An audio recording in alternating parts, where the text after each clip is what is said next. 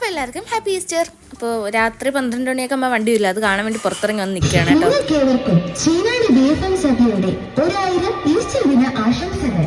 അങ്ങനെ പിന്നെ അച്ഛനും എണിച്ച് എന്നിട്ട് പൂട്ടേ കഥോ പിന്നെ തുറക്കുകയാണ്.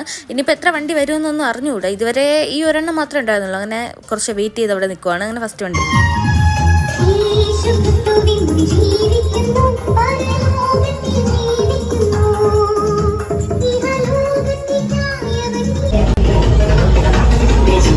മാനവരാശിയുടെ പാപപരിഹാരമായി കാൽവരിയിൽ ക്രൂശിതനായ ക്രിസ്തു റോമ ഗവൺമെന്റിന്റെ മുദ്ര വെച്ച കല്ലറ തകർത്തുകൊണ്ട് ഇതാ